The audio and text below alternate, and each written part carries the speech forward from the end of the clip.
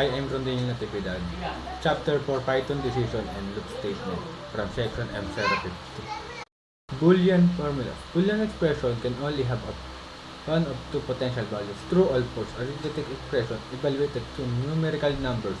Although Boolean expression may seem more restricted than numeric expression at first glance, they are crucial for creating more engaging and practical applications. This is the examples of Boolean operators. Makikita nyo, dalawa lang po ang talaga magiging sagot sa ganitong klaseng operators. True or false lamang po. There are three logical operators: and, or, and not. The semantic meaning of these operators is similar to their meaning in English.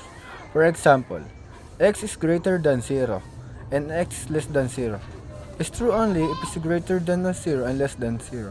N modulus 2 equals to 0 or n modulus 3 is equals to 0. Is true if either or both of the condition is true. That is, if the number is divisible by 2 or 3. The not operator negates Boolean expression. So not x greater than y is true. If x greater than y is false, that is x is less than or equal to y. Strictly speaking, the operands of the logical operator should be Boolean expression, but Python is not very strict. Any non-zero number is interpreted as true. Conditional execution is order to write useful programs. We almost always need the ability to check condition and change the behavior of the program accordingly. Conditional statement will give us ability in the simplest form. If the statement, example, if x is greater than 0, print x if is positive. So this is the example. Makita nyo, nag-print siya, ibig sabihin, yung value ng 0 ay ng x is positive. An infinite loop, as also called an endless loop, is a sequence of instruction in a program which repeat indefinitely.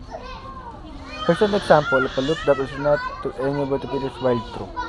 Print, I'm stuck inside the loop.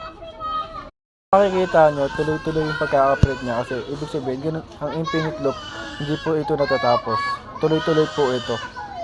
Break and continuous statements so far were treated to the body of the loop as an indivisible, inseparable sequence of instructions that are performed completely at every turn of the loop. However, as developer, you could be faced with the following choices. It appears that unnecessary to continue the loop as a whole. You should retrain for further execution of the loop's body and governor. It appears that you need to start the next turn loop of the loop without completing the execution of the current turn. Python provides two special instructions for the implementation of both these tasks. Let's say, for the sake of accuracy, that their existence in the language is not necessary.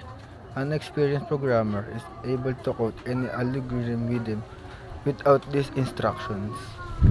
This is the two example of instruction. Break statement in Python allows the flow of a loop by terminating it once a specified condition is met. Continue. The continue statement in Python is used to skip the remaining code inside a loop for the currently iteration only. While loop and the else branch, both loops, while and for, have one interesting and rarely used feature. We will show you how it works. Try to judge for yourself if it's usable and whether you can live with it or not. In other words, try to convince yourself if the feature is valuable and useful or it's just syntactic sugar. I is equals to 5 while I is less than 5.